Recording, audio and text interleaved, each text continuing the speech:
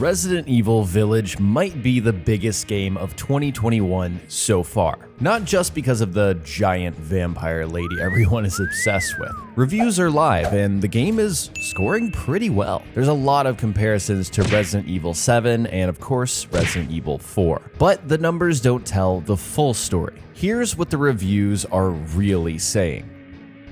Pretty much everyone is comparing this game to Resident Evil 4 and Resident Evil 7. Which makes sense. We know this is the sequel to 7. It has a lot of returning characters, but it goes back to the more action-y feel of RE4. So basically, if RE4 had a baby with RE7 and kind of did its own thing, that's what Village is. It's got this theme park horror sort of experience instead of the I really don't want to play this game because it's way too scary feeling that we got in RE7. Don't get me wrong, there's some scary moments in this game, but it's definitely more action horror like we saw in 4. It definitely feels like the version of this franchise where you're shooting a ton of enemies a lot of the time. But the good thing is, if you love Resident Evil in general, you're probably gonna like this game. It's got that campy action horror vibe that should deliver something for every fan of these games. Also, there's a handful of obvious callbacks according to Destructoid, and 2 specific moments that are awesome for fans of the series. Every single outlet and independent reviewer out there is saying Resident Evil Village has a great setting. The atmosphere is fantastic thanks to the first-person view. And across the board, the game looks great. Every single platform, I haven't found a single negative thing said, and you can even play around with ray tracing if you're lucky enough to have a next-gen console or, even luckier, a 30 series graphics card. If you're willing to play the game at 45 frames per second with ray tracing on, seriously, this is one of the better looking games on PS5, and that's saying a lot.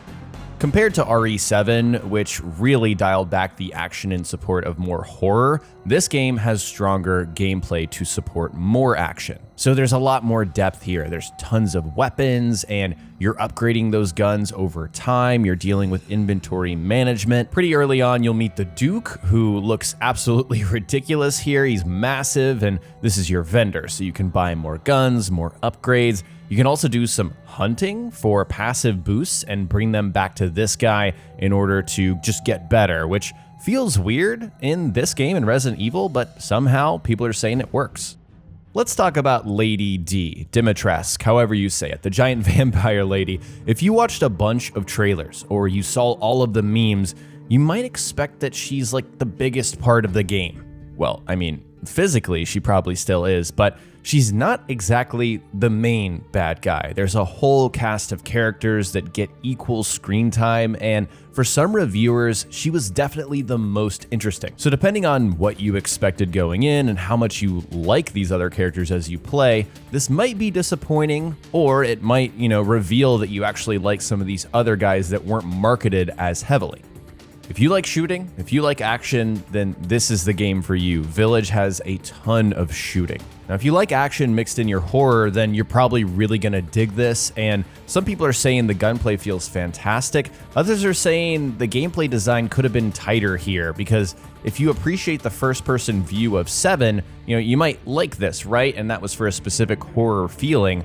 But in 8, it might feel sluggish. You got a lot of enemies kind of bouncing around you, you're getting swarmed, so it feels like that in-between where it's trying to make you uncomfortable still, but it's also letting you feel like a super badass.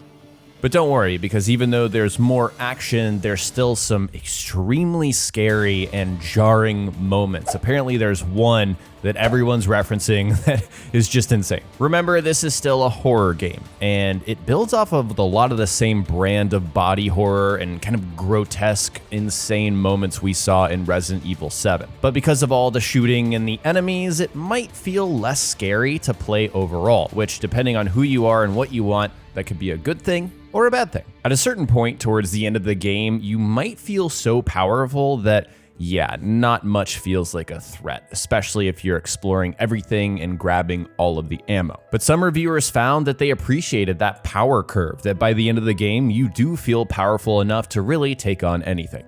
Compared to its predecessor, Village feels like a fuller experience by pretty much every metric. I mean, there's just more game here. There's lots more to explore, There's tons of optional areas to dig through. The village is sort of your main central hub. It's the main area, and then the rest of the map is split between several distinct districts. This makes each of these zones feel super unique and offers a ton of variety in terms of gameplay, enemy types, just what you're doing and what you're seeing. And this is a big plus for people who appreciate variety in their horror, because each of these new zones gives you something new to look at every time you visit them. For some reviewers though, it exposes one of these areas, just one of them, as being weaker than the rest. So it's kind of like, this zone sucks, but the rest of them are awesome.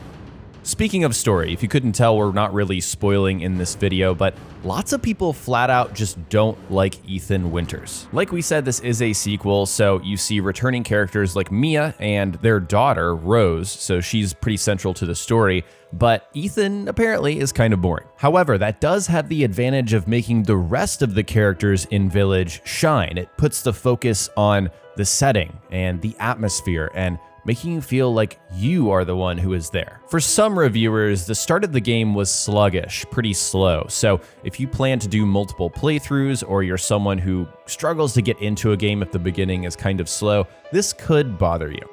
When a new game comes out, lots of people ask, how long is this game? Is it worth, my money? So I'm hearing that the game is around 10 hours. At the high point, I've seen 12 and a half hours. So it's definitely not the longest game, definitely not in this series or in general, but it gives you room to explore and not feel like you're spending forever playing it, trying to get every single little secret there is. However, there is a multiplayer mode called Mercenaries. So if you want to play with friends or just do kind of a time trial, replayable mode, something like that for Resident Evil, that's in this game. But in terms of length, for me, 10 hours is perfect. That's exactly what I'm looking for, and if I really love it, I'll dive in for a couple more playthroughs.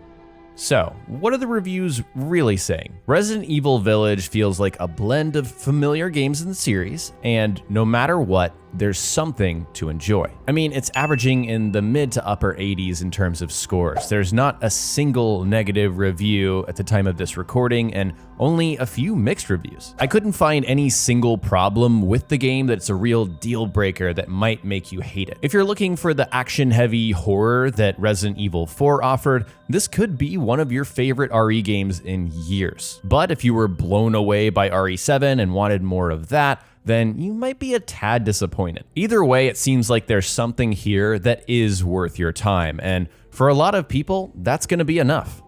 All right, that is it for me, guys. I hope that gave you some helpful information from a bunch of different reviews on what to expect with Resident Evil Village. I'm going to be streaming Resident Evil Village live here on my YouTube channel, so if you're interested in watching the game but maybe not buying it, make sure you're subscribed to the channel. If you enjoyed this video, please let me know by hitting the like button and once again, subbing to the channel. You can also hit the bell too, so you don't miss my next video or my stream. You can also follow me on social media. On Twitter, I'm at jayveeonYT, and Instagram at jayvee.yt for updates on all of my content. If you want to chat more about upcoming games like Resident Evil Village, make sure to join our community Discord server over at discord.gg/jayveeonYT.